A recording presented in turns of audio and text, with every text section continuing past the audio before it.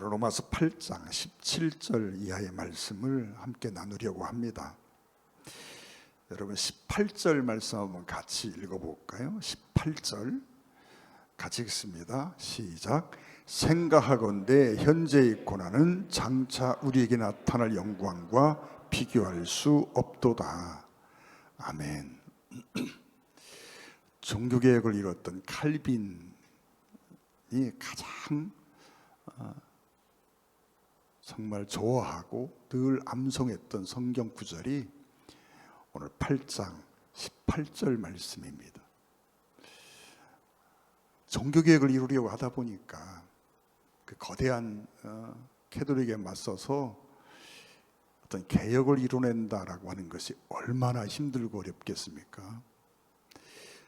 생명의 위협을 받는 순간들도 한두 번이 아니고 그러다 보니까 그 힘들고 정말 고통스러운 순간마다 늘 켈빈이 외웠던 암송했던 성경 구절이 현재의 고난은 장차 우리에게 나타날 영광과 비교할 수 없다 하는 말씀이었다고 합니다.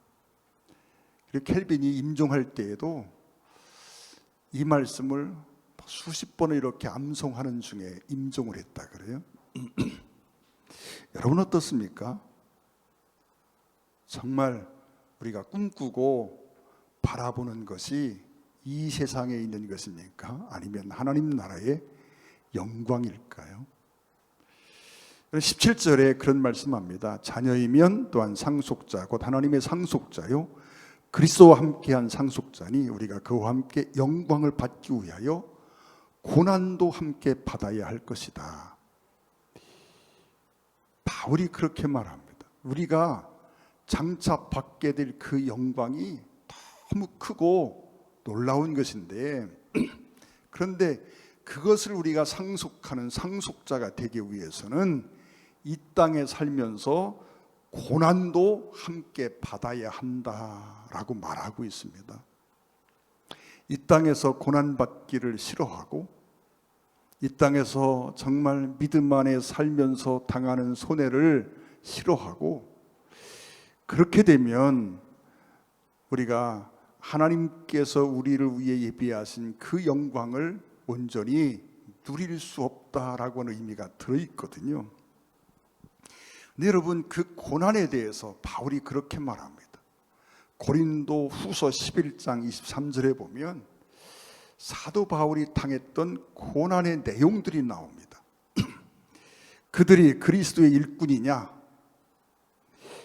정신없는 말을 하거니와 나는 더욱 그러하도다. 내가 수고를 넘치도록 하고 옥에 갇히기도 더 많이 하고 매도 수없이 맞고 여러 번 죽을 뻔하였으니 유대인들에게 40에 하나 감한 매를 5번 맞았으며 3번 태장으로 맞고 1번 돌로 맞고 3번 파손하고 일주야를 깊은 바다에서 지냈으며 여러 번 여행하면서 강의 위험과 강도의 위험과 동족의 위험과 이방인의 위험과 신의 위험과 광야의 위험과 바다의 위험과 거짓 형제 중에 위험을 당하고 또 수고하고 애쓰고 여러 번 자지 못하고 줄이고 목마르고 여러 번 굶고 춥고 헐벗었노라.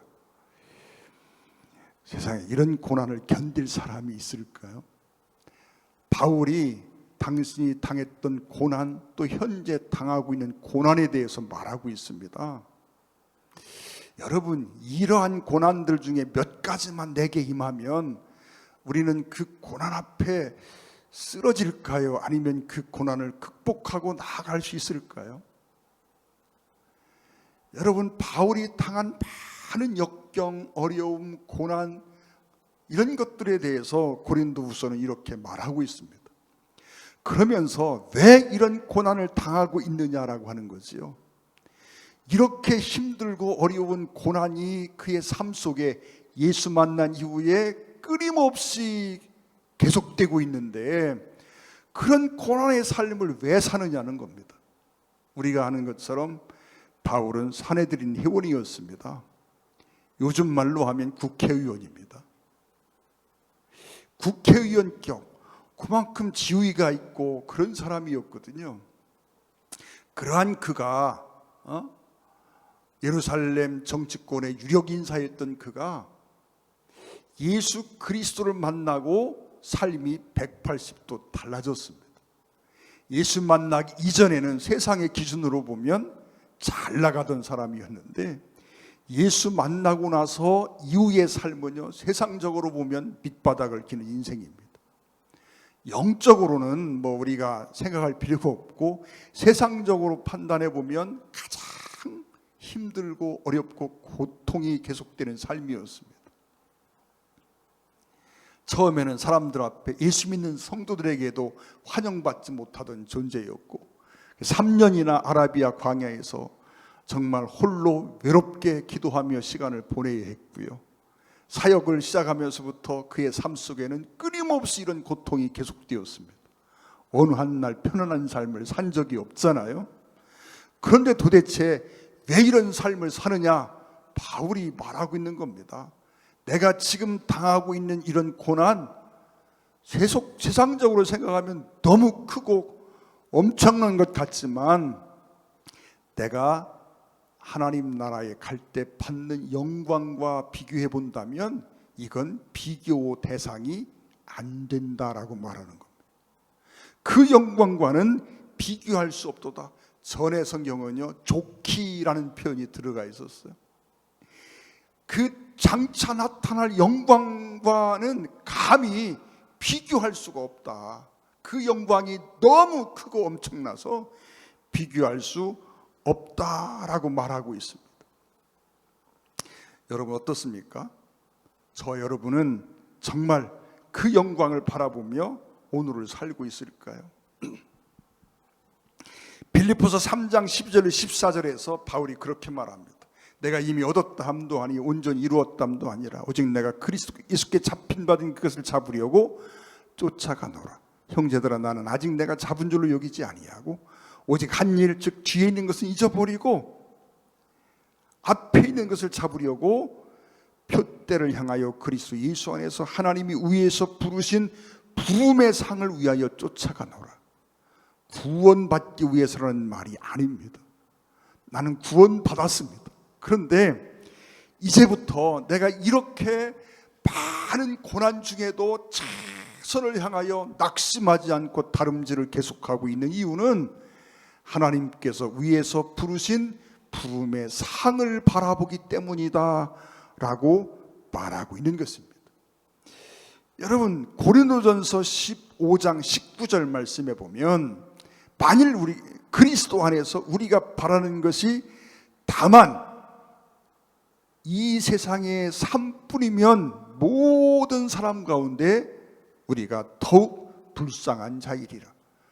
불쌍한 사람이지요. 매일 매 맞고 굶주리고 감옥 가고 죽을 위기를 수없이 겪고 여러분 바다에 빠져 죽을 뻔하고 매일 그 삶을 사는데 어느 한날 맘 편한 삶이 아니라 다 쫓기는 삶을 살고요.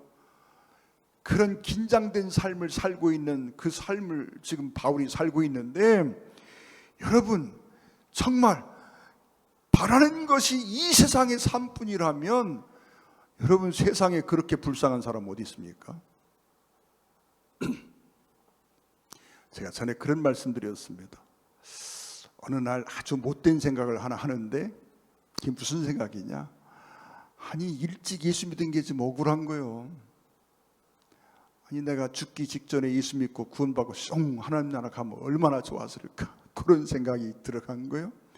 왜 이렇게 젊은 날 예수 믿어가지고 제가 술도 좋아하고 다 좋아했는데 노는 거 좋아하고 술도 끊어야 되고 그 놀기 좋아하는 것들 다 끊어야 되고 어제 결혼식이 있었어요. 초등학교 동창들을 만날 기회가 있었어요. 제 고향 친구가 아들을 결혼시켜서 결혼식장에 갔어요. 초등학교를 졸업한 지가 50년이 후딱 지났잖아요. 50년도 넘었어요. 근데 처음 졸업하고 처음 만나는 친구들이 있어요. 여러분 얘기하면 좀 길어질 것 같아서 그냥 끝내고 돌아가야 될 것 같네요. 여러분 생각해 보세요. 우리가 바라는 것이 이 세상뿐이면 그냥 친구 좋아하고, 저 사람 좋아하거든요. 놀기 좋아하고 그러며 살면 좋을 텐데, 여러분 일찍 예수 만나가지고 그 친구들 평생이요,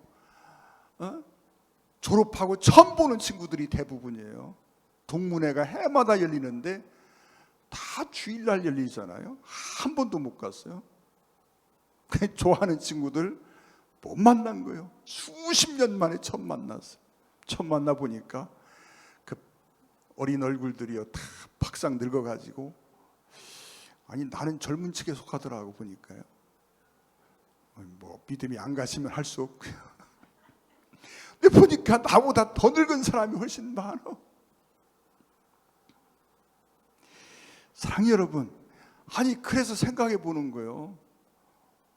아니 그 마지막 예수 믿고 쏙 그냥 하나님 나라 가면 좋은데, 여러분 하나님 나라에 가는 것만이 우리의 목적인가요? 그렇지 않잖아요. 우리가 꿈꾸고 바라는 하나님 나라의 영광이 있어요. 구원받은 성도는 구원받기 위해 신앙생활을 하는 것이 아니라 하나님 나라의 영광을 바라보며 오늘을 사는 겁니다. 여러분 오늘 24절 말씀 한번 볼까요? 오늘 24절 25절 말씀 돌아가 보겠습니다.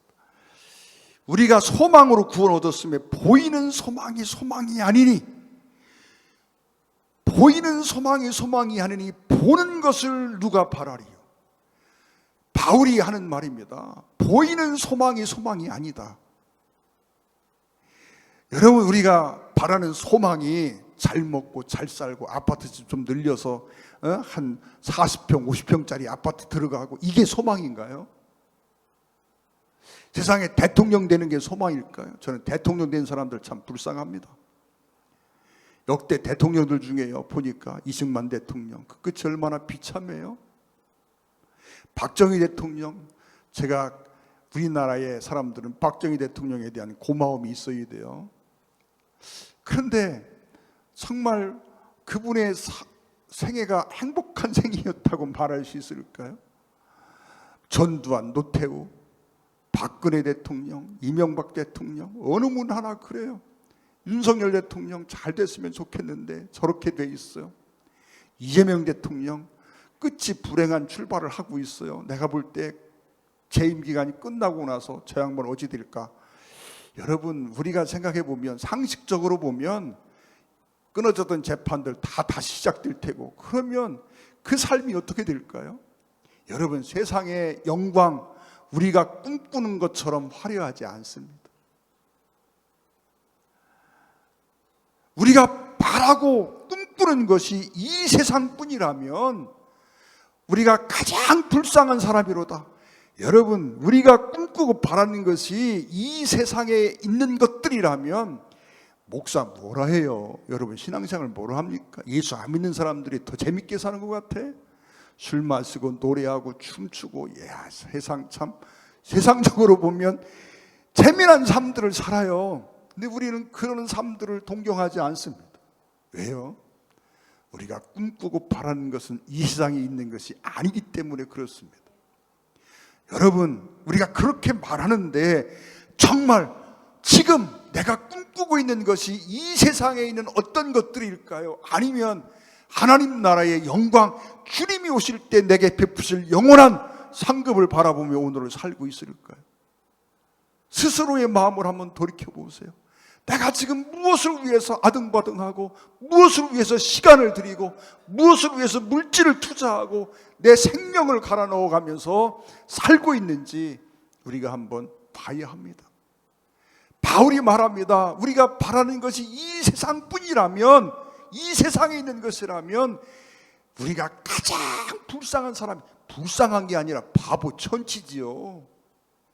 그렇잖아요.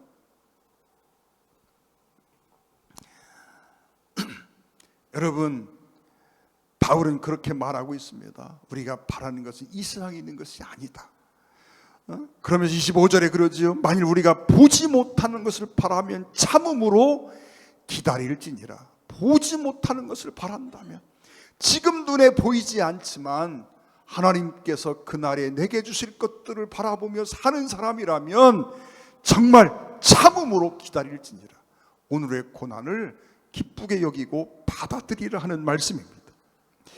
여러분, 로마서를 강의하면서 지금까지 우리가 어떻게 하면 이 육신의 어떤 소욕을 이기고 죄를 이기고 승리하는, 성공하는 그리스도의 삶을 살 수 있을까 고민했습니다.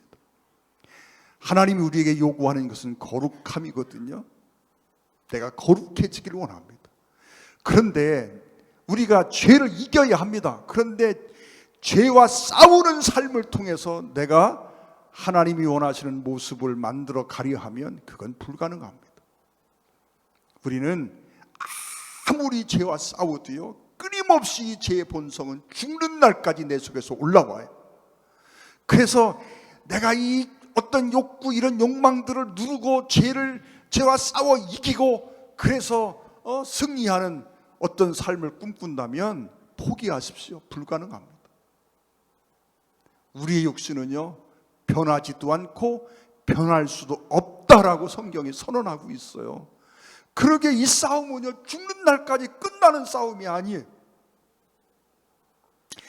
그런데 우리가 무엇을 하지 않음으로 거룩해지는 것은 불가능합니다. 그런데 여러분, 하나님이 우리에게 요구하는 것은 내가 이거 하지 말고 저거 하지 말고 그게 아니고, 하나님은 우리가 우리 안에 거룩한 소원을 품고 그 소원을 쫓아 살아가라 라고 말씀하고 있어요. 여러분, 정말 우리 마음속에 어떤 소망이 있습니까? 내가 어떻게 되기를 정말 소원하십니까? 나에 대한 꿈이 무엇입니까? 그걸 한번 살펴보라 하는 이야기입니다. 여러분, 나는 어떤 것을 안 하는 사람이 아니라 나는 무엇을 하는 사람이 되기를 원하자라고 하는 것입니다. 여러분, 죽으라고 정말 전도하고 생명 걸고 복음 전하는 사람은요, 한눈 팔지 않습니다. 여러분, 우리가 거룩한 것을 생각하고 그것을 꿈꾸며 그 일에 나를 헌신하다 보면 우리는 죄를 이기는 삶도 가능해진다라고 하는 것입니다. 여러분은 정말 하나님 나라에 대한 소망이 확실합니까? 여러분, 소망이 확실하면 오늘의 고난을 기쁘게 받아들이고 이겨낼 수 있습니다. 바울이 당하는 이 엄청난 고난들을 어떻게 이길 수 있을까요? 바울이 의지가 강하고 특별한 사람이나 그 고난을 이길 수 있을까요? 그게 아닙니다. 바울 속에 있는 믿음이 너무도 분명합니다. 그가 꿈꾸는 소망이 너무도 확실합니다. 내가 오늘의 이 고난을 참고 견디고 이 믿음의 길을 계속 가다 보면 하나님께서 내게 베푸실 상이 무엇인지를 바울은 분명히 바라보며 살고 있다라고 하는 것입니다. 여러분, 예전에 그 해외 파견 노동자들이 있었습니다. 엊그제 우리 그 나라 기술자들이 미국에서 체포되어 끌려가는 장면을 보면서요, 속으로 막 분노가 생겼어요. 세상에 저런 나쁜 놈들이 있나 하는 생각이 들어가고, 저런 사람들을 믿고 파트너 삼고 일할 수 있을까 하는 생각을 해봤어요. 요즘에 미국 가서 일하는 건 좋습니다. 그러나 여러분, 저보다 한 10년 우위 세대 분들이요, 저 중동이나 이런 데 가서 일을 했어요. 그때의 중동 같은 데 가서 일하는 환경은요, 굉장히 열악했다 그래요. 우리 강병진 집사님도 해외 갔다 오셨죠? 왜 가요? 여기서 어떻게 해보려고 해도 소망이 잘 안 보이잖아요. 그래도 해외 한번 갔다 오면 어느 정도 우리가 돈을 모을 수 있고 다시 이 어려움 속에서 벗어날 수 있다는 소망이 있어서 그 뜨거운 나라에 가가지고 그 고생을 하지 않습니까? 힘들고 어렵지만 내가 여기서 몇 년을 고생하면 앞으로 우리 가정이 이렇게 될 수 있다라고 하는 소망이 보이니까 그걸 참고 견뎌낼 수 있는 거잖아요. 그 소망이 안 보이면 그 고생을 어찌합니까? 학생들이 공부합니다. 그런데요, 만약에 공부를 하는데 내가 아무리 열심히 해도 나는 안 돼라고 생각하면 여러분 공부 못합니다. 왜 성적이 안 올라요? 안 해서요? 아니에요. 마음속에 생각이 있어요. 야, 나는 안 돼. 내가 아무리 했어도 결과가 어떻게 나올 거에 대한 믿음이 없어요. 그러면요, 집중할 수가 없는 거예요. 그래서 성적이 안 올라요. 노력은 하는 것 같은데 안 올라. 그런데 여러분, 내가 이렇게 노력하면 그 결과가 이러이러할 것이다, 그 결과에 대한 분명한 비전이 있으면요, 그 아이는요 열심히도 하고 성적도 오르고 합니다. 여러분, 우리가 이 땅에서의 실패를 왜 합니까?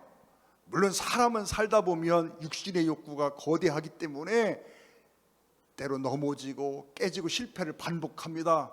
그러나 아무리 실패를 반복해도요, 다시 일어나 뛸 수 있는 힘이 어디에 있어요? 우리가 바라보는 소망이 분명하면 오늘 사는 게 힘들고 어려워도요, 내가 싸우는 싸움이 복잡하고 정말 아픔이 있고 상처가 생겨도요, 그거 뛰어넘습니다. 바울이 그 많은 고난을 당하면서도 이겨낼 수 있었던 원동력은 위에서 부르신 부름의 상이 무엇인지, 내가 참여할 그 영광이 얼마나 엄청난 것인지 너무도 분명하고 확실하기 때문에 그 고난을 참고 견딜 수 있었습니다. 우리는 어떨까요? 내 마음속에 정말 그런 분명한 비전이 있습니까? 여러분, 우리는 하나님 나라의 소망으로 오늘을 살아야 합니다. 그런데 여러분, 우리가 상급과 구원에 대해서 품은 오해가 있어요. 많은 사람들이 구원 받았으니 됐다, 끝났다라고 생각하는 사람들이 있습니다. 구원파 말씀을 드렸죠. 우리 주님이 십자가에서 나의 모든 죄를 다 사하셨다. 그러므로 이제부터는 내가 어떻게 살아도 돼. 여러분, 왜 어떻게 살면 마음대로 살면 안 됩니까? 여러분, 우리의 신앙생활은 이제 시작입니다. 신앙생활은 예수 믿고 구원받는 순간부터 시작하는 겁니다. 신앙생활의 목표는 너무나 분명합니다. 여러분, 우리는 하나님 나라에 대한 비전이 분명하지 않으면 신앙생활을 제대로 하기가 어렵습니다. 근데 여러분, 구원과 상급을 동일시하는 경우가 있어요. 이거 잘못입니다. 빌립보서 3장 12절로 14절 한번 봅니다. 내가 이미 얻었다 함도 아니요 온전히 이루었다 함도 아니라 오직 내가 그리스도 예수께 잡힌 바된 그것을 잡으려고 쫓아가노라. 형제들아, 나는 내가 아직 잡은 줄로 여기지 아니하고 오직 한 일, 즉 뒤에 있는 것은 잊어버리고 앞에 있는 것을 잡으려고 표대를 향하여 그리스도 예수 안에서 하나님이 위에서 부르신 부름의 상을 위하여 쫓아가노라. 구원 문제가 아닙니다. 바울이 내가 구원받기 위해서 이렇게 애쓰고 또 애쓰고 있다 말하지 않습니다. 그가 그렇게 큰 고난 속에서도 그 고난을 참고 견디고 이겨내고 그 고난을 마다하지 않고 사는 이유는 하나님이 위에서 부르신 부름의 상이 있음을 분명히 알기 때문이라는 것입니다. 고린도전서 9장 27절에 보면 같이 한번 읽어봅니다. 시작. 내가 내 몸을 쳐 복종하게 하면 내가 남에게 전파한 후에 자기가 도리어 버림이 될까 두려워함이로다. 아니, 여기 내가 자기가 도리어 버림이 될까 두려워함이로다. 그러니까 오해를 합니다. 그러면 구원을 잃어버릴까 두려워해서? 아니에요. 전에 말씀드렸죠. 구원은요 이미 완성된 것이라 그랬습니다. 8장 2절에도 그랬습니다. 죄와 사망의 법에서 너를 해방했다 말합니다. 여러분, 38절 39절 사이에 보면 그리스도의 사랑의 소리가 절대 끊어질 일이 없다라고 말합니다. 또 여러분, 요한복음 5장 24절에 보면 구원 영생을 얻었고 심판에 이르지 아니하고 사망에서 생명으로 옮겨졌다라고 선언하고 있어요. 이미 우리의 구원은 완성이 되어 있어요. 이 구원은 이라는 하면 우리가 지옥 가지 않고 하나님 나라 가는 거잖아요. 이건 이미 정해졌어요. 그 바울이 내가 남에게 전파한 후에 자기가 도리어 버림이 될까 두려워한다라고 하는 말은 구원의 문제가 아니고 상급의 문제입니다. 여러분, 그러면 구원받은 자에게 버림된다는 말이 뭘까요? 마태복음 25장에 보면 여러분 달란트 비유가 나옵니다. 5달란트, 2달란트, 1달란트 받은 사람이 나옵니다. 1달란트 받은 사람에 대한 말씀을 보면 주님이 마지막 뭐라고 말씀하십니까? 악하고 게으른 종아, 내가 바깥 어두운 데 쫓겨나서 슬피 울며 이를 갈림이 있으리라. 지옥 간다는 말일까요? 여러분, 5달란트, 2달란트, 1달란트 받은 종은 다 그리스도의 종, 하나님의 종, 하나님의 백성입니다. 구원받은 성도를 두고 하는 말이에요. 1달란트 받은 사람도 구원받은 사람입니다. 그가 구원받지 못한 사람이라고 말하면 안 됩니다. 하나님이 그에게 달란트를 맡기셨어요. 그에게 사명을 주셨어요. 그가 게을러 감당하지 않은 거예요. 그때에 내가 바깥 어두운 데 쫓겨나서 슬피 울며 이를 갈미 있으리라. 그게 어디인지 우리는 정확히 알 수 없어요. 그러나 분명한 것은 구원받은 성도이지만 마지막 하나님의 나라에 갈 때 여러분 모두가 다 같은 곳에만 가는 것은 아니구나 하는 걸 깨닫는 거예요. 우리가 헌신해야 될 이유가 있습니다. 고린도전서 9장 24절 말씀을 보겠습니다. 운동장에서 다름질하는 자들이 다 달릴지라도 오직 상 받는 사람은 한 사람인 줄을 너희가 알지 못하느냐. 너희도 상을 받도록 이와 같이 다름질하라. 이기기를 다투는 자마다 모든 일에 절제하나니 그들은 썩을 승리자의 관을 얻고자 하되 우리는 썩지 아니할 것을 얻고자 하노라. 그러므로 나는 다름질하기를 향방하는 것 같이 아니하고 싸우기를 허공을 치는 것 같이 아니한다고 말합니다.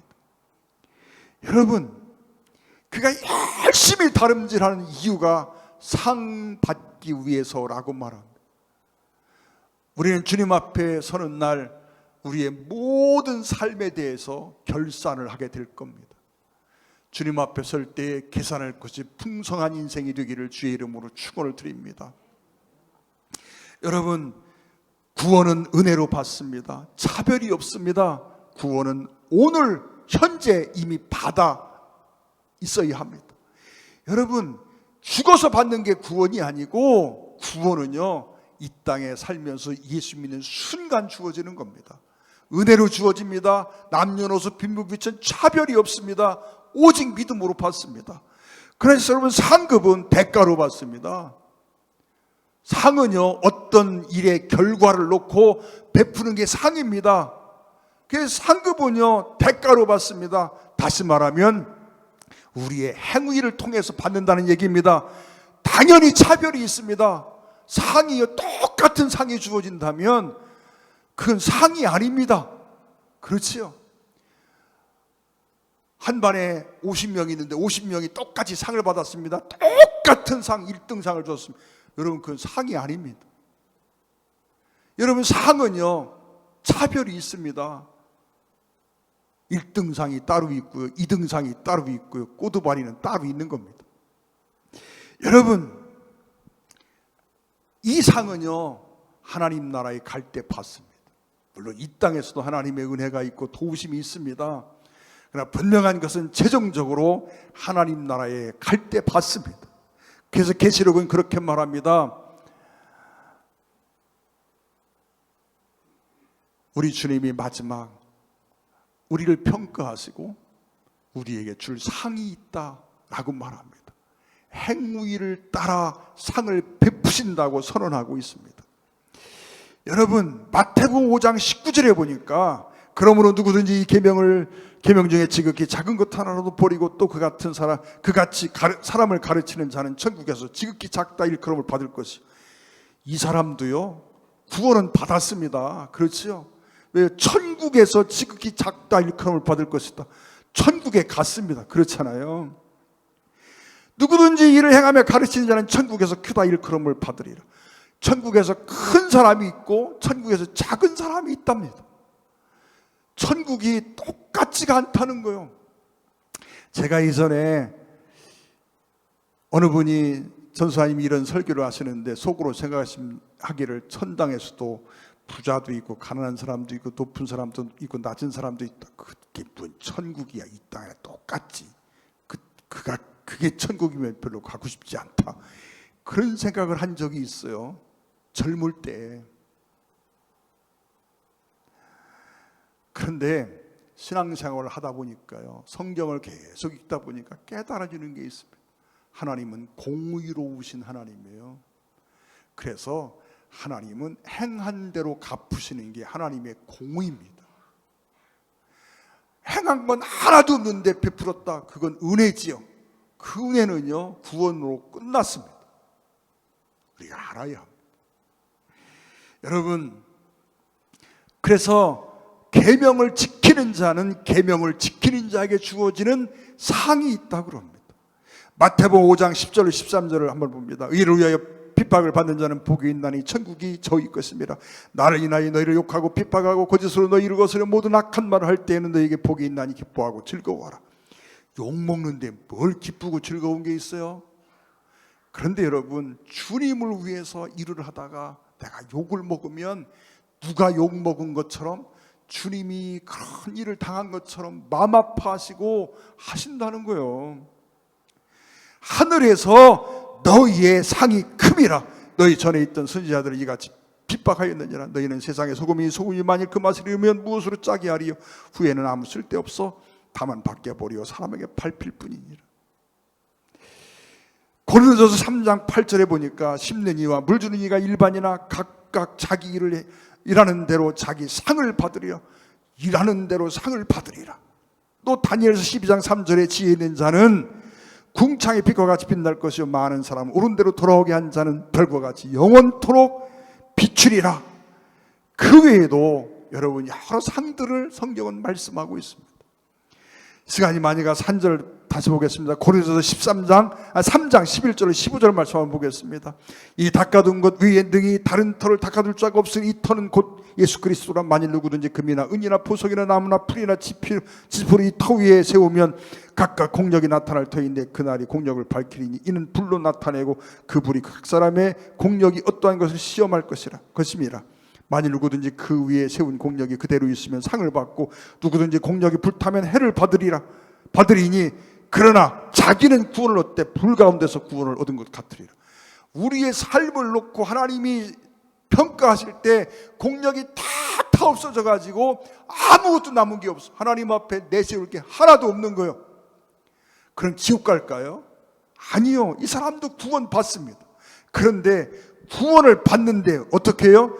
불 가운데에 누구든지 공력이 불타면 해를 받으리니 해를 받는답니다. 버림된다는 말을 표현하고 있는 이 버림이 어떤 의미냐, 지옥 간다는 의미는 아니라고 말씀드렸어요. 그러나 자기는 구원을 얻되 구원을 잃어버리는 건 아닙니다. 그러나 불 가운데서 얻은 것 같으리라. 공력이 다 없어졌어요. 부끄러운 구원이라는 표현을 들을 때 제가 반감이 심했습니다. 아니 세상에 부끄러운 구원이 어디 있어? 구원이 얼마나 영광스러운데 김구 선생님 말씀처럼 해방된 나라에 문지기로 있어도 좋겠다, 행복하겠다는 말씀을 기억하면서 그런 생각을 했어요. 그런데 여러분, 믿음 생활을 하고 말씀을 묵상하다 보니까요, 구원 받는 것만 가지고는 안 된다는 사실을 깨닫습니다. 여러분, 잠시 뒤에는요 우리가 주님 앞에 설 거예요. 오래 가지 않습니다. 오래 가지 않아요. 로마서 14장 10절 12절에 내가 어찌하여 내 형제를 판단하니 어찌하여 내 형제를 없인 여기느냐. 우리가 다 하나님의 심판대 앞에 서리라. 기록되었을 때 주께서 가라사대 내가 살았노니 모든 무릎이 내게 꿇을 것이요 모든 혀가 하나님께 자백하리라 하였으니 이러므로 우리 각인이 자기 일을 하나님께 직고하리라. 여러분, 내가 하나님 앞에서 내 일생의 삶을 직접 고해야 되는 날이 있다는 거예요. 그러니 오늘을 함부로 살 수 없습니다. 지금은요, 사람들 앞에 외식도 할 수 있고요, 거짓말도 할 수 있고요, 여러분 사기도 칠 수 있어요. 거룩하진 하나도 않으면서 거룩한 척 할 수도 있고요, 있습니다. 그러나 하나님 앞에 서는 날 그 모든 것들이 다 소용없게 될 겁니다. 있는 그대로 낱낱이 벌거벗은 채로 다 그 벌거벗은 것처럼 일일이 내 입으로 하나님 앞에 직고하는 날이 오리라고 말씀하고 있습니다. 여러분, 그러기에 우리는 하나님 앞에 최선의 삶을 살아야 합니다. 근데 그 최선의 삶이 죄를 안 지으려고 애쓰는 삶이 아니라 하나님께서 내게 명하신 거룩한 일을 하기 위해서 애쓰고 노력하고 살아가는 겁니다. 전도하고 선교하고 섬기고, 여러분 하나님의 영광을 위해서 그 거룩한 일들을 추구하며 사는 것입니다. 영원한 영광을 바라보며 정말 넘어져도 다시 일어나 다름질하는 겁니다. 그렇게 할 때에 여러분 8장 26절에 보면 뭐라고 말합니까? 이와 같이 성령도 우리의 연약함을 도우시나니, 우리가 연약한 거 알고 있어요. 하나님이 내가 부족한 거 알고 있어요. 그런데 내가 거룩한 소원을 품고 이렇게 살고 싶어서 몸부림치면요, 성령께서 그래 한번 해봐 하고 나를 도와주신다는 거예요. 내 힘만 가지고는 불가능할지 몰라요. 아니, 불가능하지요. 그런데 내가 거룩한 소원을 품고 어떻게 하든 정말 이 삶을 살기를 소망하고 애를 쓰고 노력하고, 정말 넘어질 때 속상해서 울부짖고 기도하고, 그러면요 성령께서 우리 연약함을 도우신답니다. 우리가 마땅히 기도할 바를 알지 못하나 오직 성령이 말할 수 없는 탄식으로 우리를 위하여 친히 간구하시느니라. 말할 수 없는 탄식으로 간구하시는데요, 오늘 본문에 세 가지 탄식이 나옵니다. 피조물의 탄식이 나오고요, 성도의 탄식이 나오고요, 성령의 탄식이 나옵니다. 이 탄식의 최종 지점이 어디를 가리키고 있어요? 정말 피조물도 성도도 성령도 우리가 하나님의 영광을 바라보고 그 영광에 참여하는 날을 바라보며 사는 모습들을 설명하고 있어요. 마음을 살피시는 이가 성령의 생각을 아시나니 이는 성령이 하나님의 뜻대로 성도를 위하여 간구하십니다. 성령이 기도하신답니다. 우리가 알거니와 하나님을 사랑하는 자 곧 그 뜻대로 부르심을 입은 자들에게는 모든 것이 합력하여 선을 이루느니라. 하나님을 내가 정말 사랑하고 정말 그 거룩한 뜻을 품고 나아가면 살다가 비록 수없는 실패를 경험해도요, 결국은 하나님께서 다 선을 이루게 도우신답니다. 성령이 나를 이끌어 주시고 도와주신다고 말씀합니다. 저와 여러분이 이 성령의 도우심으로 승리하는 삶, 주님 앞에 서는 날 정말 계산할 것이 풍성한 인생이 되기를 주의 이름으로 축원합니다. 기도하겠습니다. 사랑하는 아버지 하나님, 감사합니다. 우리가 이 땅에서 죄를 이기고 승리하기를 원합니다. 그러나 죄와 싸우기를, 정말 싸우는 삶보다 더 놀라운 차원의 삶을 살기를 소망합니다. 하나님이 내게 주신 거룩한 사명, 소명, 거기에 응답하고 그 일을 위해 헌신하고 그걸 이루기 위해 오늘도 다름질하는 우리 모든 성도가 되게 하여 주시옵소서. 예수님의 이름으로 간절히 기도 올리옵나이다. 아멘. 304